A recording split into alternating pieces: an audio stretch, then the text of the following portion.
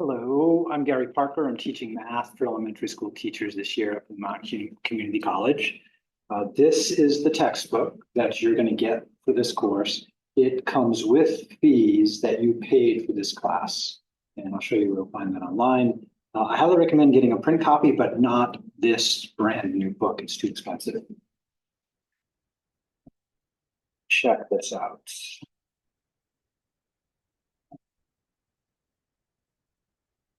So on the course homepage in Canvas, there's a Vital Source course materials link here. And that link will take you to your ebook that comes with the fee that you paid for the class. And you can select Read Now and there. And then from there, you should be able to see the textbook online. Now, my reason for mentioning a print book is we all spend a lot of time on computers. So if you want to get off the screen, I'd recommend buying a used copy of a previous edition. So if you search for a problem-solving approach to mathematics for elementary school teachers, you want to find the one that's written by Bill Steen and others. I'm using the 13th edition here online, but you can find a 12th edition or 11th edition on Amazon or eBay or some other textbook site for like 20 bucks. So if you want to get off the screen a little bit, I highly recommend the print book. If you don't mind the ebook, you've already paid for it and you have access to it through the course. So it's up to you how you want to proceed on that. Otherwise, working in this course, I highly recommend using the homepage. I'll post at least one announcement each week. They'll be at the top here. Map on this a little bit. Course information section has just some comments from me about the course, more information about the textbook, course calendar, which is the topics we'll be covering each week, the Zoom link if you're going to come to the Monday sessions, how to use the homework late passes. They only apply to the homework assignments. I have from each class session that I'm going to do on Mondays, any written notes I have that are from the Zoom meetings will be posted here. And then I have class notes from previous years I've taught this class. You'll need to know the getting to know you assignment. Some of the people taking this class are coming in person to Pendleton once a week. Some people are checking out the Zoom once a week, and some people I know can't make it to the Zoom or Pendleton. So you're on your own out there. It's good to talk to other people about the problems we're trying to work with in this class. So I highly recommend you get to know someone else in the class. Writing about mathematics, you're going to do more writing than you do arithmetic and other kinds of math. And I have this idea called the writing principle. And the premise of the writing principle is when you write down an answer to a problem that we had to use math to solve, your answer should be thorough enough that I don't have to read the question to figure out what you're talking about. So whenever you write down an answer to maybe one of the activity problems we're working on, an answer that says no or yes or 15 is not a good answer. What you want to do is say 15 what? No what? Give me some more information so I don't have to look at the question to figure out what you're trying to tell me. And that's to be a good communicator, which you need to be a teacher. So think about that, and I will remind you of that as the quarter goes on. Read the syllabus up here to check out the course policies, and then take the syllabus quiz. And then here I have a link to my YouTube playlist. So this has previous recordings about the topics for each week. They're listed in order. And then as I make new recordings throughout the quarter, I'll add those to the playlist. All math students at BMCC at some point took the ALEX math assessment. So if you took it, you take this in this assignment, submit that you took it and tell me when so I can look up your score. If you didn't take it, then there's instructions in here on how to take the ALEX math assessment. So if you didn't take it before, go to ALEX. You'll use this code to sign up for this particular test group here. And then you'll submit the assignment and tell me how you did. If you took it recently, then you're just going to say, I took it in the summer of this year or the spring of last year, or whenever you took it, I'll look up your score. If you happen to know your score, then you can submit that to me too. We'll have a submit or start assignment button in the upper left there. Otherwise, each week's materials are going to look pretty similar. There's going to be a reading assignment, so you have to read the section assigned in the book and then write about it to me here. There'll be videos related to the topics in that section of the book. There'll be homework problems related to the topics in the book. And then there's going to be an activity problem. I have some other sample problems and solutions here to kind of get used to the kind of problem solving I'm going to do throughout this quarter. But typically a week is going to be the reading assignment, the videos, the homework assignment, and the activity. Some weeks are a little bit more involved and might have more than one activity. On average, we cover about one section in the book each week. And the book is big enough that it's going to take us 3 terms all year to cover the whole thing. When you're working on the homework problems,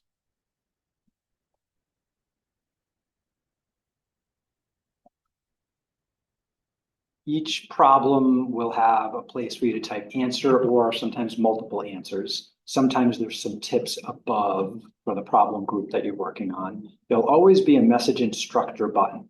Use that if you tried the problem a few times and you're just not getting the right answer. Message me, tell me what you did. You'll know I wrote back to you. When you come back to the homework assignment, this message envelope here will have a red dot indicating how many messages you have waiting for you from me. So again, if you had trouble solving a problem and you're not getting the right answer, each problem is set up so that you get 3 tries at the answer. And then after the 3rd try, you get a little answer key button so you can see what the answer was supposed to be. If seeing that answer doesn't help and you're not sure how to do it otherwise, then you should message me and say, this is what I tried. What else do you suggest? If there isn't a video related to the problem, that means the problem I think is similar enough to a previous problem, or there's a video already available in the playlist. So you could go check out the video playlist on YouTube. Fix that link. And they're in order. Section 1.1, section 1.2, and so on. So again, if a homework problem doesn't have a video with it, that means I think you should be able to do it on your own, or there was a similar problem with the video, or there was something like it in the book. If you're still think you need a video, check the video playlist on YouTube, and then feel free to message me if you have problems. And you can repeat these till you get 100%. So you do a problem, get it wrong, after 3 tries,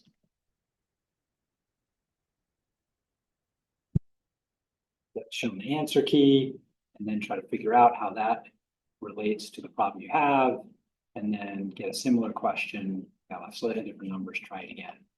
If you can't solve it after seeing the answer, then message me for some help. And then again, your goal is to get 100% on these homework assignments, which is totally doable if you have enough time for this course. The reading assignments are going to be typed. Example of that, student view. So I will tell you about how many topics are in there. And depending on your point of view, there's 2 or 10 main topics in this particular section here. I was viewing it as 10, which means the second topic has a lot more stuff in it. And you'll see what I mean when you open that. So for example, I want a numbered list, auto-numbered, and I want some details below each title. So for example, at number 1, 4-step problem solving process, and then my brief note about that. Topic number 2, strategies for problem solving, and my note underneath that. And then topic number 3, notes underneath that. To get it nice and neat like that, what you want to do is start it, and then right away, choose the numbered list option. And then type whatever your first topic is after you read the book. If you hit enter, you're going to get a place to type whatever the second topic is. If you want a blank line in between, then at the end of one of those numbered lines there, you do Shift Enter on the keyboard. That will give you a blank line to type on. So here's where you would type the details. You want to add an extra line in between, then you do shift enter to get a blank line in between. If you hit enter, you get a new number. Shift enter gives you a blank line between the numbers. And then once you, after you've read the book and you wrote what each topic is, 1, 2, 3, and so on, with details under each one, and I don't need a lot, just a sentence or two is fine. Then you can submit the assignment. And before you submit assignment, double check, did you do what I asked? And then there's usually a grading rubric about how I'm going to grade you. Main topic and details, quality, good use of numbered lists. Did you do that? Then you get full credit. Again, submit. If you submit assignment and later you think, oh, I probably want to include something else, you can't edit your submission. You can view it under submission details. So your only option is to make a new attempt at that assignment. And then you could either add to what your previous submission was or just start over.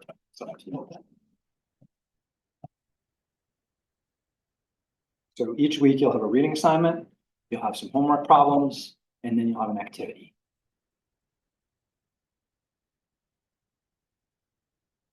And here I have a sample problem and solution, which is kind of like the activity here, where I give a problem situation, and then here I typed up my work to get a solution to that problem.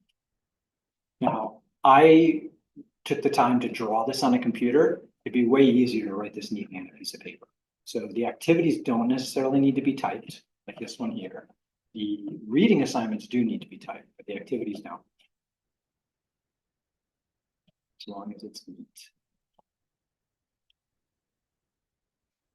The activity for this week is the peg jumping puzzle, which is sometimes referred to as the canoe problem.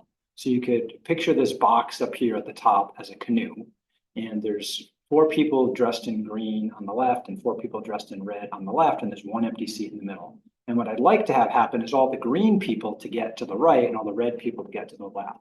Now, in order to not tip the canoe, there's only a few permissible moves. A person or peg can jump to an empty spot. Green can only go to the right, red can only go to the left. If there isn't an empty spot, then you can jump over someone to an empty spot, but you can only jump over the opposite color. It doesn't make sense for a red to jump a red. It only makes sense for a red to jump a green or green to jump a red. The problem here is what is the fewest number of moves needed to get the 4 green pegs to the right and the 4 red pegs to the left. So that's your goal here. And again, green peg should only move right, and red peg should only move left. My suggestion is you start with a simpler problem where there's 1 person or 1 peg on each side, and then try 2 on each side. You can draw this on a piece of paper and try and keep track of your moves and count them. I also provided this app here on the screen where you can reduce it down to 1, 2, 3, 4, or higher. I only want to know up to 4. What is the fewest number of moves? So I want to answer that question and some supporting work for that. Okay. So this is here for you to play with.